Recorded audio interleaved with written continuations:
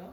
Se dan cuenta del 19, nosotros nos enteramos en marzo del 20, pero COVID surgió en China. Pensamos quizás nosotros en Año Nuevo del 19, ya había en China la neumonía que ellos mismos nos han impuesto, ¿no? Se sabe que es un terrorismo virológico. Entonces rápidamente se extiende a todo el mundo, dando lugar que se decretó el 10 de marzo del 2020 la pandemia. Y aunque no crean que sí repercutió mucho y hasta ahora hay secuelas. Tenemos todavía hay gente mayor, ustedes, tíos, abuelos, inclusive niños inmunosuprimidos. Está así desde que tuvo COVID, se dice, ¿no? Ya obviamente no es una pandemia. Al finalizar les voy a recordar la fecha pero como se dice, ha venido el COVID y ha venido para quedarse. Los efectos han sido obviamente mayores en los países pobres. En este momento somos nosotros, después ahí arribita, no, creo debajo está Haití, pero ellas debemos estar iguales. Y el control de la pandemia solo es imposible con el desarrollo, la producción vacía. Aunque no crean, sí, no todas las que nos han puesto a nosotros, las vacunas, no sé cuántas tendrán, pero sí pregunto, ¿cuántas tienes de COVID? 3. ¿3? ¿Vos? 3. ¿Quién tiene más de 3 de COVID? Bueno, quizás ustedes no alcanzaron. Y a nosotros nos han puesto 4. Y hay gente que tiene 5, pero no sirve. Con 3 está bien. Solamente el que no tiene nada, al final le voy a decir que sí deberían ponerse. Cuando uno está así y mañana yo despierto y de pronto así disfónica, es una laringitis, quizás un estornudo nada más, eso no es influenza, eso es COVID, ¿ya? Y van a ver por qué. Bueno, estas 3 cosas, voy a hacer una pregunta de esto, pero ¿cómo sería? Es para que se acuerden que el síndrome respiratorio agudo severo del coronavirus SARS-CoV-2, esto está conocido como la enfermedad, bueno, eso no se me olvida nunca más, del 2019, pero la primera pandemia fue, mire, casi siempre son 10, 20 años antes, fue causada por un coronavirus del síndrome respiratorio SARS-CoV, ¿no? Estos brotes estaban en China. La nueva transmisión fue principalmente las gotitas de flujes respiratorias causadas por un coronavirus que se llamaba coronavirus del síndrome respiratorio agudo, porque es realmente los que la han pasado en esa época ha sido fatal. Ese es el primero, 2002, y el segundo ha sido 2012 y después tenemos el 2019. El 2012 es el síndrome respiratorio del Oriente, ¿no? MERS-CoV, que apareció por primera vez en Medio Oriente. Está relacionado esto con los camellos, pero tenía, fíjense, una tasa de letalidad de 35%. El COVID-19 es bajísimo, mucho menos. Y nosotros, por ejemplo, ¿qué es lo que a mí me interesa? Y hacerles un resumen, porque la verdad, hemos estado frente al COVID y casi pocos somos los que un niño nos haya contagiado. Nosotros contagiamos al niño. En realidad, siempre les digo, yo digo contagio, la palabra es transmisión, ¿no? Transmisible. Entonces, los niños representan, miren, del 9 al 12% de los pacientes diagnosticados. O sea, es bajo. Y también lo bueno, que lo vamos a ver por qué, de ese bajo porcentaje, el 90% de los chicos son asintomáticos o tienen síntomas leves a moderados. Y el primer caso pediátrico, les digo, obviamente el 19, enero, febrero, marzo, pero el primer caso que fue en China, el pediátrico fue el 2020. Dentro de la epidemiología, es lo que yo les acababa de decir, que el SARS-CoV-2 ha ido digamos, variando con la aparición de nuevas variantes, pero digamos, vamos a distinguir uno, que son más transmisibles y que escapan un poco a la inmunogenicidad, quiere decir a las vacunas que nos hayan puesto, ¿no? Yo creo que sí, a principio de año sí tuve que hacer un COVID, porque de la nada así, laringitis, nada me dolía, nada, me van a ver que hay una variante que es ahora la que está circulando, que se produce así. Pero en los chicos, en los niños, la infección generalmente es leve. Yo les digo por suerte, porque imagínense, cuando un chico se enferma es terrible, ¿no? Especialmente a nivel de la comunidad y de los padres. Porque generalmente digamos, el aislamiento social, el cierre de las escuelas sería terrible, los cambios de la organización de la asistencia, el empobrecimiento de las familias y la enfermedad de muchos que esto en los adultos ha causado, ¿no? De ustedes no, pero muchos se han muerto o tiene todavía su impacto. Y nosotros estamos viendo a través de los niños que han sido afectados. Antes en niños no se decía salud mental, no había este diagnóstico. Pues ahora, desde hace unos 2 años, fuera de los diagnósticos que ustedes, por ejemplo, un chico puede entrar por neumonía al hospital, por neumonía grave complicada, su segundo diagnóstico si tiene bien, si no, no. El tercero va a ser la inmunidad, vacunas completas e incompletas. El cuarto va a ser su estado nutricional, obeso, normal, eutrófico. Y el quinto va a ser un diagnóstico de salud mental, que también tenemos que hacer, que antes no lo hacíamos. Bueno, esto de coronavirus, una gran familia de los virus ARN. Conmigo vamos a ver un montón de virus a partir de estas clases que les voy a dar. Y van a ver, les voy a hablar mucho de ARN, ADN, pero es así, es importante saber porque en base a este núcleo que tiene se forman las vacunas. Estos son zoonóticos monocaterianos con envoltura perteneciente a las familias. También vamos a hablar de todos, tienen su familia, su orden o su subtipo. Son coronavirus o nidovirales. En los seres humanos, los COVID causan síntomas respiratorios y gastrointestinales. Realmente diagnósticos diferenciales hoy en día hay que hacer y hay que agregar inclusive el HANTA también, que van desde el resfriado común hasta enfermedades más graves, ¿no? que hemos visto y es lo que no queremos que produzca bronquitis, neumonías, el síndrome de dificultades respiratorias es lo grave, por eso que las terapias tienen que estar atentas. Y lo peor que también es una cascada inflamatoria, ¿no? que ahorita vamos a enumerar, que es la coagulopatía, la insuficiencia multiorgánica y la muerte. Estos COVID tienen que recordar que hay 2 familias, alfa coronavirus que pertenecen a las beta coronavirus y los delta coronavirus que son gamma coronavirus. Estos alfa y beta, estos son los que nos causan. Son los que se van a encontrar en mamíferos, murciélagos, roedores, civetas y humanos. Porque se cree y se sigue todavía, es una teoría de que hay un intermediario en el COVID, que ha sido un intermediario, ¿no? Civeta, que es un tipo de marsupial. Y los delta y coronavirus y gamma, o sea, alfa, beta, esos dos, alfa, beta, entonces a humanos. Y en cambio el delta y gamma, por suerte, y se cree que se ha quedado en las aves. Pero también hay que controlar a esa gente que les gusta, ¿no? Los animales y que por ahí no está demostrado que esto delta y gamma pase al hombre, pero era igual antes dentro del HANTA, que creemos que solamente una variante es la que pasa a humano, ¿no? Esto se puede llegar a producir. Este es un pequeño resumen que si yo veo primero, les dije al esto está un poco choco, ¿no? Pero ya no voy a hacer. Igual se ve. La primera, como no era pandemia, pero el primer cuadro que se produjo fue en 2012, que es el síndrome respiratorio agudo, SARS-CoV-2 en China, y que se asoció con una enfermedad leve en los niños. Por suerte, en comparación con los adultos, y este SARS del 2.2, el 2002, no produjo, no había casi digo, acá dice, muertes en los niños. Este es el síndrome respiratorio severo del 2002. Pero, si nosotros nos vamos a ir al otro, bajando acá, en Arabia Saudita, les dije 10 años después se produjo un nuevo beta coronavirus, ¿ven? Les dije alfa, beta, y que sí se podía propagar de persona a persona y que ya producía muertes. Después, 7 años después, en 2019, tenemos que los niños son afectados con menos frecuencia por el SARS-CoV-2. Pero ¿qué pasa? Yo me voy a ir allá, justamente, no se me olviden, pero ahí dice, los coronavirus circulantes comunes. ¿Saben qué? Cuando nosotros hacemos un panel respiratorio, ¿qué quiero buscar? Virus y bacterias, ¿no? Cuando existe un niño en una sala internada. Y si yo le hago el panel respiratorio, me prueban estos. Y me sale coronavirus circulantes comunes, que no es el COVID-19.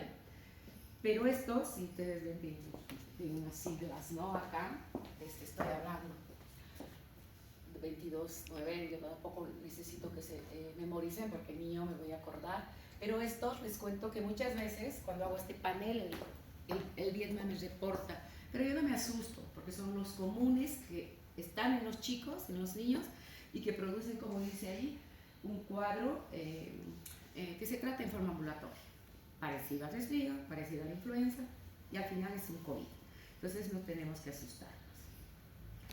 Para repasar, SARS-CoV-2, vuelvo a decir, no se olviden, es un ARN, ¿no? Es un núcleo monocateriano. Ustedes saben que siempre ha habido mucha propaganda porque de cómo se hizo la vacuna, justamente en uno de sus componentes que tiene acá una de las proteínas, que es la SCAR, ¿no? La S. Entonces tiene esa formita y se van a fijar, que vamos a ir viendo, bueno, ya han visto, van a ver influencias, siempre son redondos, ¿no? Los virus, pero que va variando y a este le da esa especie de coronavirus, las glicoproteínas. Yo me interesa así que sepan esto de que es en base a su núcleo de ARN se sacan las vacunas y que tiene estas proteínas también que le van a dar, van a ejercer más virulencia o no al virus, ¿no? Que es importante la S, la de membrana M, que ustedes van siguiendo y van viendo las más importantes, S, M, la de envoltura E y la nucleocápsida. Es esto, pero lo vamos a hacer facilito. Son la fisiopatología, vamos a ver 8. ¿Qué pasa? Sabemos que el virus se va a ir a adherir a la parte respiratoria, a las células, entonces ingresa del medio ambiente, el 1. Entonces, el ciclo de vida comienza con la infección de las células del huésped, divide en 5 fases. Lo más importante, adhesión, se va a adherir, va a ingresar, penetración, va a haber la biosíntesis, maduración y liberación. Ya. Esto sí les voy a hacer una preventiva. Entonces, pero estos virus siempre, ya han visto el ensamblaje que se produce, es a través de proteínas o enzimas. En este caso, una vez que ingresa, se adhiere a la enzima angiotensina, que es la AC2. Y esto es citocapten, porque ahora vamos a ver en unos niños por qué creemos que los chicos no tienen, hemos dicho que producen síntomas leves y les afecta menos.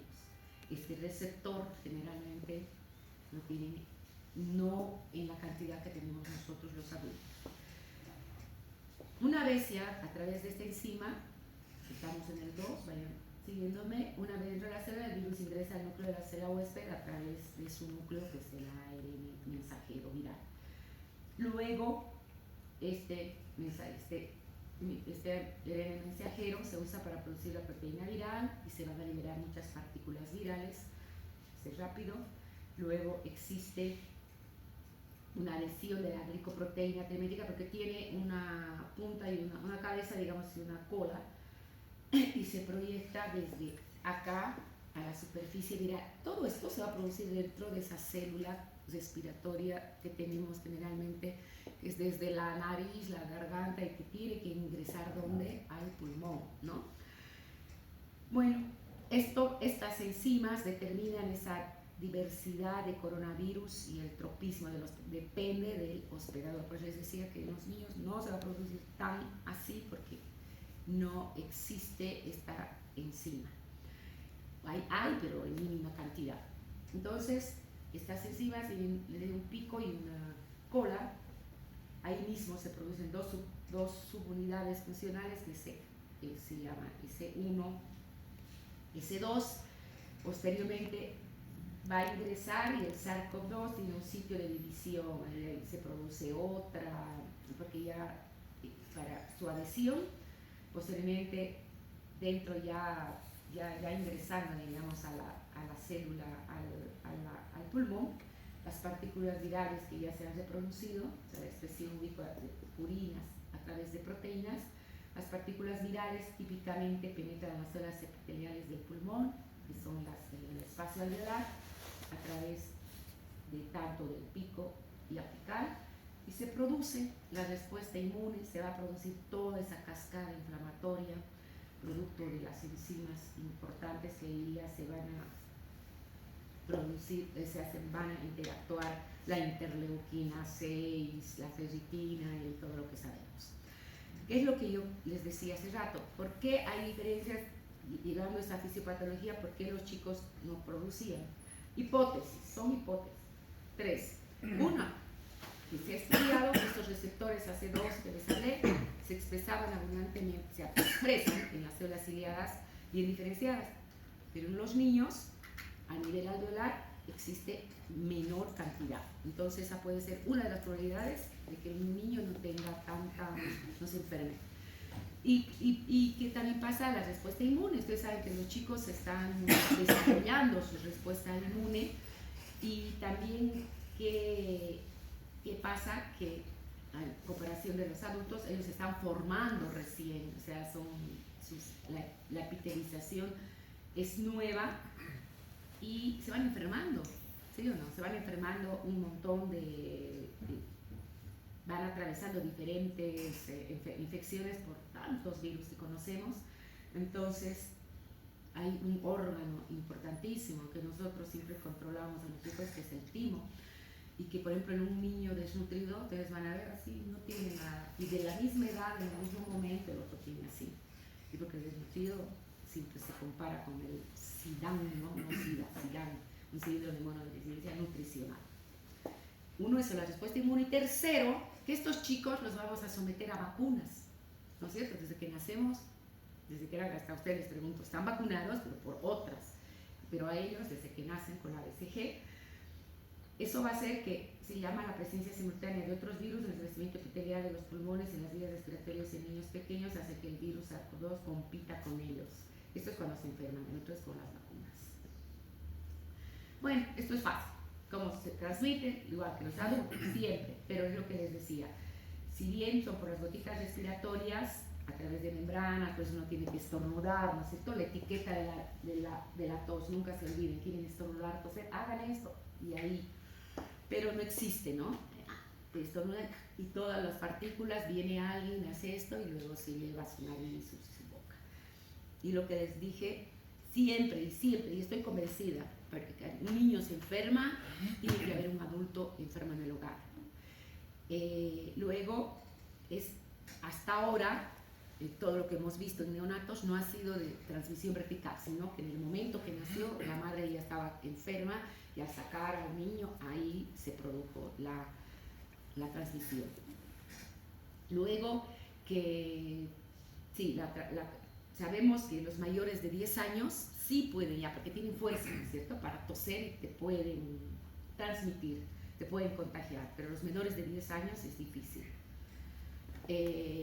Bueno, en las manifestaciones clínicas de los chicos, hay un periodo de incubación para esta enfermedad con de 2 a 14 días, pero una media de 8 días, ¿ya? Una gran proporción, hemos hablado, son asintomáticos, y si son sintomáticos, ¿qué tienen? La mayoría tenía fiebre, como ven en el cuadrito también, fiebre, la rinorrea, que es la congestión nasal, disnea, algunos, la anosmia, que es la ausencia del primer craneal olfatorio, y la augesia, que es la falta del gusto, mayormente se presentan en los más grandes, ¿no? Porque un niño es difícil que diga no siento y no huelo, es difícil. Pero sí veíamos mucha diarrea, náuseas, vómitos, y más grandecitos, pero de fatiga, cefalea, mialgias, anorexia. ¿Cómo se diagnostica? Hasta ahora sigue siendo el gold estándar realizar la PCR, que es la reacción en cadena de polimerasa, que es el patrón de oro. ¿Por qué podemos diagnosticar desde el inicio de los síntomas? Porque uno va a ir o se va a dar cuenta que está enfermo desde que inicia, no antes. Nadie va a decir, creo que estoy incubando, porque no se va a dar cuenta. Salvo nosotros, si haríamos un estudio y diríamos, están muchos enfermos, están estornudando, quizás me enferme, y podemos contar 2 a 3 días, ¿no? Para ver si vamos a presentar síntomas. También se puede hacer ahí la PCR. Ya les dije, esto se puede hacer con hisopos, abriendo la boca, ¿no? Que algunos ya se han hecho, o se acuerdan que metía, pero parece que entrar a tu cerebro en la nariz, porque son así grandes. Pero también, por suerte, se elimina por vía digestiva y nosotros hemos encontrado en niños a través de las heces, la orina. Generalmente esto se pide en las formas que se pide es en nasofaringes y orofaringes, ¿no? Y después se hace en sangre. Es la primera. Pero la segunda, ¿se acuerdan? Cuando esto se utiliza muchísimo, pueden preguntar, es la prueba de antígeno rápido. Esto es más económico inclusive. Y se puede considerar como una prueba rápida, orientadora en pacientes con sintomatología, compatible con menos días, o sea, en los primeros días, no sirve más allá de la semana. De bien, ¿por qué dice? Se debe realizar una PCR si el resultado es negativo y si persiste la duda diagnóstica. Eso era lo malo, que si los primeros días no, por muchas causas, uno porque no tenía muchos síntomas o porque fue mala toma y sale negativo, pero el paciente tiene síntomas, ahí en ese caso se repetía y se hacía una prueba, una PCR. Y acá ya en los hospitales nosotros, en realidad dice, pedían, ¿no? Todos los cirujanos, si no entraba a quirófano si no tenía un antígeno. Y ustedes ven que el antígeno puede dar también negativo, pero ellos no entendían. Veían negativo y ellos no operaban. Y lo que sí todavía se hace son las pruebas ELISA. Siempre les voy a decir, el ELISA que determina para todos los virus, hasta actual, o sea, es la prueba de antígenos anticuerpos que se determina por la IgG-IgM. Entonces, frente al SARS-CoV-2, una muestra de sangre, suero o plasma, se estima que son de 5 a 7 días tras la infección. Y son las curvitas, ¿no? Entonces se fijan la carga viral desde el inicio, la verdecita, y podemos pedir el antígeno, la antigenemia, luego se forma la IgM y después viene la IgG, que nos han hecho estudios, ¿no? Para ver cuánto persistía nuestra IgM y son, no, yo no les voy a decir que son años, son meses. Esta es una interpretación grande comparando PCR y la ELISA, IgM, IgG. Hay que hacer un jueguito y uno ve, sabemos que siempre la G va a ser más de recuerdo de que tuvo la enfermedad, pero es bien importante, ¿saben para qué? Para lo que viene ahora. Bueno, entonces, fuera de eso, ¿qué les pedíamos a los pacientes? Si sospechábamos la prueba del GOR, sabemos, pero ¿qué más le podíamos pedir? Porque si hay una cascada inflamatoria de este virus, va a producir muchas alteraciones. Entonces, les pedimos desde un hemograma de rutina, electrolitos, la DHL, función renal. ¿Se pedía o no se pedía PCR, reacción en cadena, proteína C reactiva y la procalcitonina si uno creía que había sobreinfección bacteriana, porque la procalcitonina es carísima y aparte de eso no vamos a pedir por pedir. Y para enfermos más críticos, ahí lo que les decía, estado ácido base o gases venosos y tienen arteriales, ferritina, dímero D, creatina fosfoquinasa y a más cosas porque va a producir más alteraciones en los que están más comprometidos. Miren, casos no severos, los leucocitos no es una norma, podrían estar normales o disminuidos, podría haber neutropenia, o sea, es un virus, y entonces si no nos va a producir linfocitosis, ¿no? Podría ser o no. Y la proteína C reactiva porque produce un proceso inflamatorio, ¿saben? ¿No? Siempre les digo, no solamente es para la infección, la PCR es el proceso es inflamatorio, uno se quema y tu PCR se eleva y no quiere decir que tenga infección. Y la proca sí, generalmente es un parámetro, inclusive, que ahora está cambiando en los últimos términos de sepsis, pero todavía se la cataloga como un predictor de sepsis, ¿no? Y en casos severos, ya les decía, más cosas. ¿Qué más le vamos a pedir? Bueno, esto solamente para explicarles que sí hay que pedir una radiografía. Y ustedes saben que también en adultos se pide una tomografía. Nosotros no podíamos pedir tomografía en los chicos más chicos, ¿por qué? Porque hay que ponerles anestesia. Y para intubarlos, ustedes saben, era la vía respiratoria. Y ahí tenían miedo los anestesiólogos, intubarlos y que se contaminen, digamos, que se infecten. Entonces era difícil, pero como los niños no tenían tanto compromiso, una placa no sirve. Entonces la radiografía sirve para detectar la afectación pulmonar, tiene baja sensibilidad, se debe considerar ataque, pero hacíamos poco, porque ellos no querían intubarlos a los niños en plena pandemia de salud.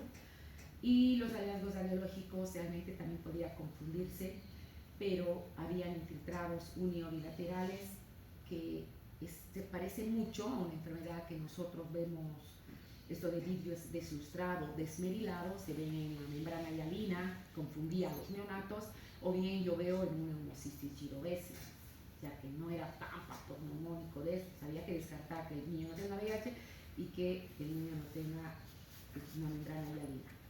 Esto es lo que quiero. Está muy cortito, obviamente que uno de ustedes le dije que haga mucho más desarrollado, pero yo acá podría poner ahora también el HANTA, pero vamos a hablar de cuadros previamente respiratorios.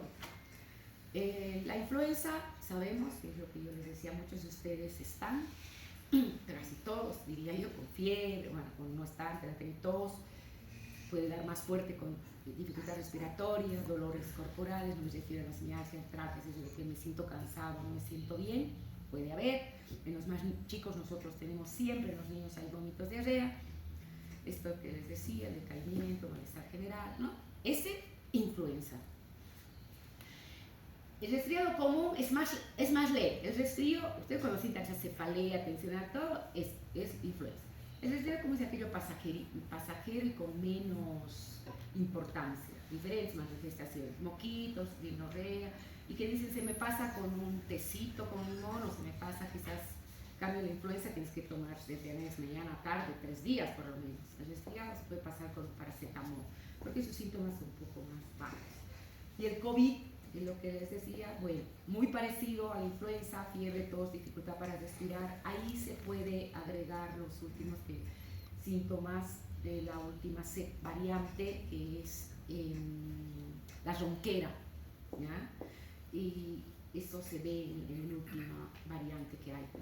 La transmisión de los tres, a partir de las gotitas, aerosoles y contacto directo, ¿no? Y tener una buena higiene, digamos.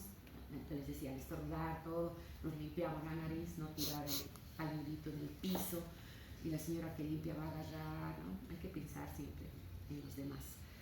La prevención, ahora sí, acá. Cuando yo digo prevención, la primera siempre, y vamos a hacer como médicos, creo, ¿no? Que hay alguno que zafa, que dice que es antivacunas de los médicos y pediatras, imagínense, no sé cómo hacen esa especialidad, no quieren vacunar a los niños, no ven, sale de acá y acá hay en el hospital una persona, por ahí hay más, pero no la conozco. Y la vacuna contra la influenza es la anual, ustedes saben que en base a sus mutaciones que tiene por sus proteínas, ¿no? H y la N, entonces cada año va cambiando, por eso que esta vacuna tenemos que vacunarnos nosotros. Esta vacuna, Estados Unidos, bueno, son los países que nos comandan el mundo, en Latinoamérica, entonces sacan en noviembre, diciembre, a nosotros nos llega, se ha llegado fines de marzo, ¿no? O principios de abril, que es esa la que nos sirve para este año hasta, para mí, vacúnense hasta septiembre. Nos sirve más allá, ya no, porque ya cambia, ¿no es cierto?, por la estacionalidad, ya ellos están fabricando la otra y a nosotros nos quieren vacunar lo que ha sobrado. No, ahora es donde tienen que vacunarse, chicos. Si se han enfermado, no importa, si no se han vacunado, pasan 2 semanas, se pueden vacunar. Y como él me dice, a mí me han vacunado, porque había que esperar de su hepatitis, por lo menos alguien les dijo, las enfermeras, 4 semanas. Lo lógico era esperar 2 semanas. Digamos, ¿no? Si me vacuno con una X vacuna y a las 2 semanas sí me puedo vacunar. Lo mismo si me enfermo. Si estoy con influenza ahora, 2 semanas pasan, me puedo vacunar. Porque es el tiempo en que de formación de anticuerpos. Luego, el resfriado común, sabemos que solamente tiene medidas de higiene, es lo que les decía. Hidratar, mucho líquido. Y COVID es la vacuna anual que sí no puedo decir que no se vacunen más, pero quizás de aquí a unos 10 años, si sigue y hay locos, hay que vacunar, ¿no? Vacúnense. Sí, y los que no se han vacunado nada, especialmente nuestros chicos, tienen que vacunarse. Ahora vamos a hablar al final, ¿qué vacuna? Y bueno, el tratamiento para la influenza, oseltamivir, pero es en los casos, no, o sea, tengo gripe y gripe que nos llaman, ¿cierto? La influenza, y ya tomo, no me lo suelta vivir. Obviamente que cuando hay factores de riesgo, nosotros, si yo un niño tengo que entra por neumonía y me sale influenza, le voy a dar oseltamivir y no antibióticos. O una persona de tercera edad o un paciente que es asmático y que puede agravar su cuadro, no es para ellos. Resfriado, manejo sintomático, y el COVID, que dice la prevención y luego es el manejo sintomático y de acuerdo a lo que tenga. La certificación de riesgo de pacientes se decía en niños asintomático, leve, moderado, severo, crítico, que después lo vamos a dividir en vez de 5, 4. Porque el asintomático era, yo les decía, como por esas causas, hipótesis, venían y decían, la mamá está, podríamos decir que sí, el niño está contagiado, pero había que hacerle su prueba. Y si salía positivo, si no tenía síntomas, medidas generales, igual que en el leve. El leve, miren, pocos síntomas, el chiquito, que tenga tos, mocos, puede tener o no fiebre. Y ahí sí, miren, en tanto desde el primer momento teníamos que pedir radiografías, porque como los chicos traían pocos síntomas, podía ser que ya tenga una neumonía, en todos. Obviamente, en el asintomático leve, inclusive por teléfono, ¿no ve? Nosotros hemos tratado a los niños así, pero de los que tienen confianza. Moderado, ya ahí, si tenía neumonía y estaba bien, depende del medio, podíamos mandarlo a su casa con medidas, y si no, se internaba.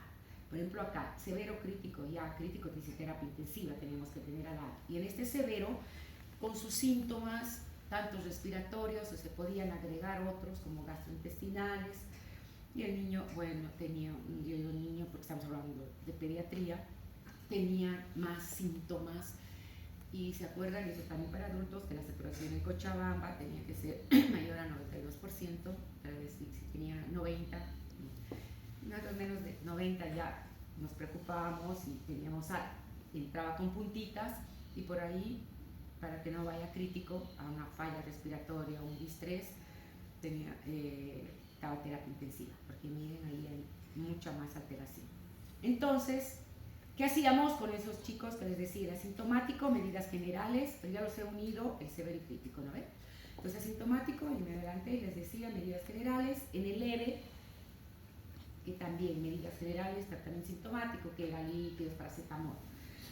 El moderado, en esos pacientes que si bien tenían una neumonía, pero tenían una enfermedad de base, eran en este caso pacientes menores de 1 año, yo era internado en estos pacientes bebés, o desnutridos, o se sabe que ya tenía diabéticos, no es lo más lupus, se tenían que internar para los que tenían esas condiciones, o sea, morbilidades, y los otros no. Severo y crítico sí, por eso que hemos internado poco, y los graves que tenían una enfermedad, o sea, uno que otro ha muerto, muy poquitos. Esto, ¿qué vamos a hacer? Saben, medidas generales, el aislamiento, esto debería ser así, pero a uno ve un dibujito y hagan, en cambio acá les poníamos barbijo, salían de la emergencia y su mamá le decía, sácate, esta foto, la mamá le pone, ¿no? En cambio en nuestro medio, sácate, y lo tiraba en la puerta del hospital. Porque somos así, ¿no? No transmitimos lo bueno y tenemos que educar, inclusive la basura, colocar esa distancia. Ustedes han visto en el hospital, cuando yo entro, tenemos poca infraestructura, pero si saca una cunita, la otra, entonces trato de que uno esté acá y otro paciente esté acá, ¿no? No esté menos de 1 metro. Eso es la internación también. Y esto sabe, es solamente para que recuerden, que nunca se olviden el lavado de manos, siempre, chicos.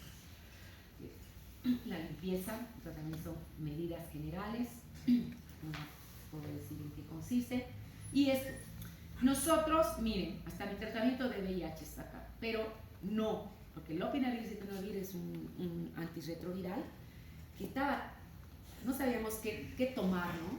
Y tomaba, bueno, a mí me pedían, porque creían que el antirretrovirales, la hidroxicloroquina, esos dos fuera, nada. El remdesivir es lo único que estaría probado, y que es tan caro, un antiviral, en base a los adultos, y ahí yo les muestro, no es necesario las dosis, pero bueno, ¿no? Nosotros manejamos, para mí a un niño de más de 35 kilos, ya la dosis es como adulto, pero se maneja, la única en esos casos que tenían ya hipoxemia grave o la idea era antes de que entre al respirador, pero los primeros nada. Tampoco es, o sea, el Redrix es aquí, solamente para estos que van a necesitar oxígeno para mi terapia intensiva, y tiene que ser los primeros 5 días, más allá no tenía efectividad. Y el dióxido de cloro, por favor, para nada, ¿no ve? Que han tomado muchos, ahora no han tomado, pero han llegado 2 chiquitos con hemorragia, ¿no? Una hemorragia digestiva baja, porque su mamá les dio, y esto no debería. Que yo les puedo reportar abajo que han causado muerte. Entonces, ahora esto, a todos vamos a dar antibiótico, ustedes saben que no quiero que den antibiótico a todos, porque no se recomienda empíricamente, salvo, ¿saben? Ahora vamos a ver en qué casos, por ejemplo, si yo creo que inmediatamente yo no voy a pensar que tengo una coinfección, pero si yo lo interno y ese chico va a entrar a terapia intensiva, y al lado, en mi terapia, las terapias no son estériles, están todas las bacterias multiresistentes. Pienso que hay un Metiere, un estafilococo a un lado y al otro lado, una Klebsiella o Pseudomonas. A mi paciente sí voy a escalar y le voy a dar vancomero, digamos, el que esté en terapia. Terrible, ¿no? Lo máximo que tengo en el hospital. Pero después, si a este chico salen cultivos negativos y todo, porque lo voy a hemocultivar, está en terapia, estoy hablando de que terapia voy a desescalar, es decir, o le voy a quitar el antibiótico o le dejaré con un amoxiclavulánico. Corticoides nosotros no damos en forma general, excepto en los que hay recomendaciones, todo de niños en base de los adultos, les damos para los chicos que... Para los chicos que entraban a terapia intensiva y tenían insuficiencia respiratoria, utilizamos la dexametasona en esta dosis, y en algunos chicos, pero dexametasona hasta acá. Vamos a avanzar una complicación del COVID, que esa es la que quiero, porque muchos conocen y otros no. Y la anticoagulación, también en base a los reportes de los resultados que hemos llegado a usar en algunos chicos, les digo la enoxaparina. Después, no. Y estos sí tienen que saber que en inmunoterapia los anticuerpos monoclonales, que sí, por ejemplo, existen, pero hay que utilizar en casos muy seleccionados. Miren, por ejemplo, el tocilizumab, que sí hay, que se utiliza también en algunas enfermedades inmunológicas. Un ejemplo común, usan mucho el lupus. Nosotros solamente sí, los dosan, eso es lo bueno que sí se está haciendo hasta ahora. La interleuquina 6, que está en la cascada del proceso antiinflamatorios, de proinflamatorios, y si tenía muy baja, sí se les daba. Inmunoglobulinas intravenosas y plasma hiperinmune no hemos llegado a utilizar, y estos siguen otros anticuerpos monoclonales que han aparecido más riesgos. Vamos a evitar AINES, solamente utilizamos paracetamol, y nosotros no podemos utilizar para nebulizar, no es propio utilizar una mascarita y que salga por ahí, ¿no es cierto?, los virus. Entonces tratamos de que sea todo paz. Hay que evitar las nebulizaciones. Y ya les decía, acá está, la antibiótico-terapia solo si yo considero sobreinfección, ahí sí le pido su procalcitonina. Y me guío en esto. Si tiene una PCR, la proteína C reactiva alta y la procalcitonina alta, obvio, creo que tengo una sobreinfección bacteriana, y ahí veo. Si no está en terapia, utilizo una cefalosporina de tercera. De tercera, ustedes saben, lo más usado es oxetraxone o cefotaxime. Y en el otro, si tengo alta la PCR, puede ser inflamación nada más, y si la proca está normal, es inflamación y no infección. Esto quiero, es para ustedes nuevo. Aprendimos, les digo la verdad, con este COVID, esta enfermedad. No había antes. Se llama síndrome inflamatorio multisistémico, o PIMS, o FIMS, que está asociado al COVID-19. Los chicos que venían, hemos tenido que aprender que que se llamaba esto, porque tenían 2/3 de nuestros pacientes venían muy mal y necesitaban terapia. Y se asociaba a de que estaban cursando, estaban pasando o ya pasaron el COVID-19. Y para eso me servía la PCR o el ELISA, la IgG, porque las definiciones que hacían todos los países, especialmente los que ya tienen más tecnología en los métodos diagnósticos, nos decían que sí que tenía que existir un paciente con todos los marcadores inflamatorios elevados, que vamos a ver ahora, y que afectaban por tema multisistémico, que afectaban desde la piel, las mucosas, órganos diferentes, y que tenía que estar evidencia de infección o exposición reciente al SARS-CoV-2. Y miren, los grupos etarios son, entonces se llama así, ¿no? Síndrome inflamatorio multisistémico pediátrico asociado al COVID, SIMS o PILS. Y miren, en estas fotitos ustedes pueden ver ese ojo rojo. No tiene lagañas. El edema de los dedos, de pies y manitos, y que tienen esa peculiaridad de descamación. El rash, que debería llamarse es un exantema, porque yo te les voy a dar estas enfermedades justo, son un exantema, ¿no? Macular, ni siquiera es papular, está en tronco, extremidades, hay edema también, ¿ven? De labios, y también una tipo queilosis, queilitis, y que también podría haber sangrados. Esta enfermedad, yo por ejemplo, cuando estaba, si bien esta parte que ven ustedes de afuera, tenía inflamación de otros órganos importantísimos, como es el corazón, los vasos sanguíneos, los riñones, sistema digestivo, cerebro, piel y ojos. Venían, chicos, por el primer signo, fuera la fiebre, que es el 100%, yo diría, el dolor abdominal. Y venían para ser operados de apendicitis, pero generalmente venían de clínicas, no querían atender, y de todos los niveles, 1 y 2, pero por un abdomen agudo. Es un síndrome diferencial, esto lo he visto mucho por la enfermedad de Kawasaki, ¿no? Generalmente esta enfermedad casi muy poco se la ve acá, pero hay, es más inclusive del Mediterráneo, hay genes propios, si sus padres son, y afecta, en Bolivia hay muy poco, pero hay que hacer diagnósticos diferenciales por estas lesiones en piel, fíjense, con un síndrome de shock tóxico que quienes tienen una toxina, es el STT, especialmente del estafilococo y del streptococo piógenes. Había que hacer, que uno lo veía un chico así. Y la Organización Mundial de la Salud, solamente que les pongo en este cuadrito, decía, fíjense si es un error nuestro, que solamente atendemos hasta los 15 años, deberíamos atender hasta los 21, que es una etapa de adolescencia todavía, adolescente joven y adolescente maduro, diría yo, desde los 15, 19 es la OPS, y otros países 21. Nosotros no hay infraestructura, ¿no? Y también tendría que haber especialistas de este tipo de edad, que no es desde que nace hasta los 15, y hay otras patologías que se presentan, ¿no es cierto? 15, 19, 21. Y miren qué decía, 2 de los criterios, esa erupción que les he mostrado, lo peor es que cuando ya tengan hipotensión o datos de disfunción miocárdica, síntomas gastrointestinales les decía, y todos los elevados. Pero acá hay otro. El CDC, que es el Centro para el Control de Enfermedades de Atlanta, hasta los 21.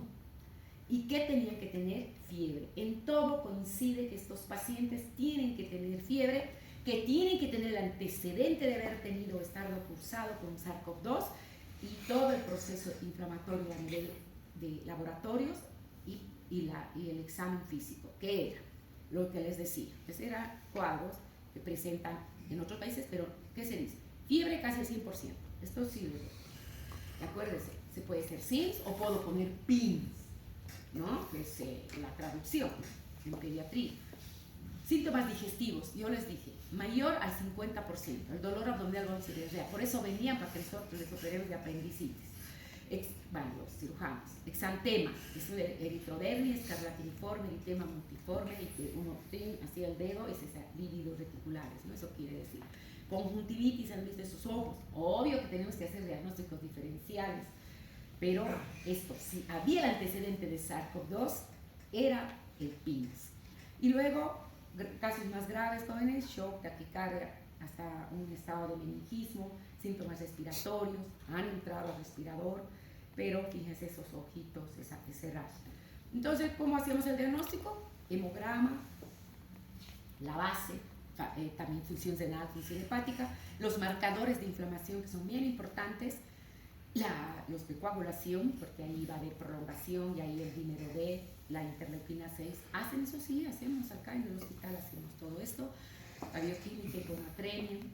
También acá, ustedes ven, es un equipo multidisciplinario.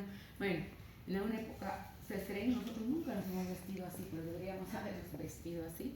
No, había que tener una protección, porque es difícil intubar, ni sobre esto, si nos poníamos máscara era difícil, ¿no? Porque uno transpira y se empañaba. Fue terrible, pero había que tener cuidado porque sí podía tener el SARS-CoV-2. Pero la ecocardio sí, había que hacer, y hoy en día esto es lo bueno que actualmente, ahora 2026, que todos los terapistas también tengan al lado del paciente poder hacer un ecocardio, una ecografía pleural. Lo tienen que hacer y tienen que saber interpretar y no esperaron ciertos días porque era muy importante para la medicación. Inclusive estos chicos ahora vamos a ver qué tienen que recibir. Entonces, desde cuadros leves de PIMS no ha habido, pero moderados y graves sí. Ahí hemos tenido pacientes con SARS-CoV-2, pero con PIMS. Ahí hemos debido tener unos 100 niños, pero después, wow. El tratamiento, esto es, lamentablemente, si no tenemos esto, el chico no se recupera. Inmunoglobulina, en la primera fase. Y acá sí, jóvenes, sí o sí se utilizan los pulsos de corticoides, que es metilprednisolona. La dosis está acá, la inmunoglobulina es carísima, bueno, más caros son los anticuerpos, ¿no? Pero esta es cara y se utiliza 2 gramos por kilo. Y justo había también una predisposición de los niños con sobrepeso u obesidad. Entonces entraban los chiquitos que tenían 4 años pero pesaban 50 kilos, o los que son más grandes y pesaban 80 kilos. Imagínense tanta inmunoglobulina. Y bueno, se ha podido usar, lo hemos sacado de un programa que había. Y la metilprednisolona. Inicio de antibiótico-terapia depende de la epidemiología. Yo lo que les decía, yo como infectóloga iba a mi terapia, porque estaban en terapia estos chicos, y decía, si al lado hay un estáfilo, digo, iniciaré banco. Y la verdad, banco, cetraxone, en algún caso hemos utilizado hasta mero, pero después desescalaba. Y acá dice considerar anticoagulación de acuerdo a los resultados de laboratorio. Inclusive hemos empezado a utilizar aspirina, ¿no? Que es y eso se va. Ahora, ¿por qué decía fase 1? Porque yo les decía, esos niños que estaban hechos pelota, con fiebre, así, tirados en terapia intensiva, les aplicábamos esto. Yo les cuento que se aplica en 10 horas, está la inmunoglobulina, no es y listo, es en 10 a 12 horas porque hay que ir aumentando poco a poco. Quédate la inmunóloga, pero entran en cómo se debe administrar ustedes. Nosotros llamábamos a la inmunóloga y daba, al día siguiente lo veía, el que hacía efecto sentado sobre su cama, de verdad, de lo tendido que estaba. Pero aquel que no estaba así, pasaba a la fase 2. Y en la fase 2 dice, vuelvan a administrar más inmunoglobulina. Pero para mí los niños son de Dios, la verdad que todos se han recuperado con una sola vez. Y ahí ya estaba, si yo podría utilizar anticuerpos monoclonales, o sea, mucho más complejo, ¿no? Entonces en la fase 2 era porque tenía una evolución tórpida, lo que dice ahí, ¿no? Y lo que les estoy explicando. A veces una palabra vale más que eso. Y ahí el tocilizumab o el Inflimax. A ver, nos vamos a que ya saben, entonces la complicación grave, que es el PIMS, el SIP. Estos son 2 minutitos. Dentro de la evolución de las variantes, que les decía que todos hemos visto que ha habido alfa, delta, gamma, el omicron, ¿no? El omicron. Este omicron es el que se ha subdividido más y más. Hoy en día se dice que hay mayor transmisibilidad, pero menos letalidad. Ejemplo, estas variables delta tiene más mortalidad, pero hay menos cantidad de gente. Y el omicron es la que está circulando, tiene mayor capacidad de transmisión. Estas al principio, pero van a ver cómo, ahora es lo que yo les voy a hablar, de ahora. La OMS emitió, esto es nuevo, no ha habido, si a otros les pasan sus diapositivas, ¿no? Y sí yo les voy a preguntar un examen. La cepa stratus es ahora, la que les dije, identificada científicamente por X, género. Pertenece a lo que los virólogos denominan combinaciones mutantes de varias combinaciones de 2 o más cepas preexistentes de estas anteriores. Este resultado es estos estratos, y a pesar de su propagación, la OMS dice, si bien es más transmisible, no parece causar una enfermedad grave. La característica de esta cepa stratus, pues cuando ustedes salgan, van a decir, debo tener un stratus, es sin duda la ronquera o disfonía. Predilección particular de esta variante de las vías respiratorias altas. Esta es la que está circulando en este momento, lo que les decía. Ustedes también, pero hay una reunión y les van a decir, esta. Así que hay que usar líquidos, un paracetamol y nada más.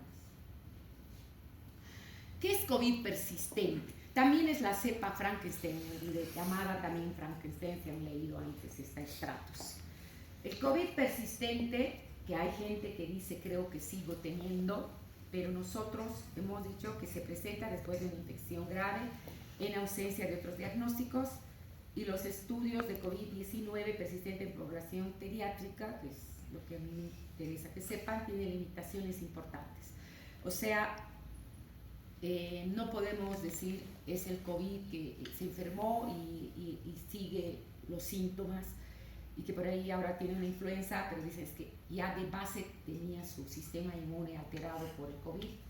Hay estudios que dicen que sí y otros que no, está limitado y aparte no va a durar años. Lo que dice es la afección que se da en personas con antecedentes de infección confirmada, generalmente a los 3 meses posteriores con síntomas que duran al menos 2 meses y que no son explicados por otra enfermedad. Claro, tuvo COVID y después sigue mal, meses, y por ahí podemos extender hasta un año, yo diría, podría ser, a eso se llama. ¿Qué hablamos de las vacunas? Que las vacunas también esto lo arreglo siempre hay que actualizar. Administrada a niños y adolescentes tiene los mismos ingredientes, o sea, la vacuna es la misma, porque muchos se preguntan si en niños es otra, solamente que cambia, se basa o sea, la composición es la misma, no se basa en el tamaño ni en el peso. Actualmente hay 3 vacunas, sí, solamente está autorizada la de Pfizer y Moderna, porque las otras ahora, yo tengo duda, por ejemplo, creo que hay una China, ¿no?, que están vacunando, pero las autorizadas tienen que ser de Pfizer o Moderna, las que no tienen efectos adversos. Hay la una China que se han vacunado ustedes, ¿cómo le llaman? ¿AstraZeneca? No, de AstraZeneca, no. Biofar, Sinofar. Hay 2 vacunas contra COVID, esas son para personas de 6 meses. Esa es buena porque, pues miren, se pueden vacunar desde los 6 meses a bebitos que están naciendo, se les puede poner esa y que siempre tienen. Ahora, ¿qué dice? La vacuna dice ARN 2526. Esa sí podemos vacunar o podemos indicar a niños que no hayan recibido la vacuna o personas mayores con muchos factores de riesgo. Y se deben poner una vacuna anual. Este virus apareció hace 5 años y sabemos que va a seguir evolucionando, así como ha regresado de esta cepa stratus por ahí próximo en 6 meses, no sé qué tiempo aparece otra variante. Las reinfecciones por COVID duplican el riesgo de que sea persistente en niños. Esto es un recordatorio nomás que el virus está con nosotros y tiene vacunas. ¿Cuándo dijo la OMS? Acuérdense esta fecha, en su retina. Por ejemplo, yo me acuerdo de la pandemia, que eran chicos, pero de la pandemia del 2010, desde 2010, de la influenza, H1N1, ¿no ve? Entonces, esa ha terminado, empezó el 2009 y terminó el 2010. En cambio, esta empezó el 20 y terminó el 5 de 5, hace un año, hace ¿cuántos años? Sí. 6 años, pues si somos 20, 26, pero el 23 terminó, duró 3 años. Y es el dicho ese, ¿no? Que el virus también va a quedarse y todos los países tendrán que aprender a gestionar como otras enfermedades. Son tantos millones de muertes, de ahí estamos en 8 millones. Bueno, ¿hay alguna pregunta, jóvenes? No se me duerman, ahora vayan a tomar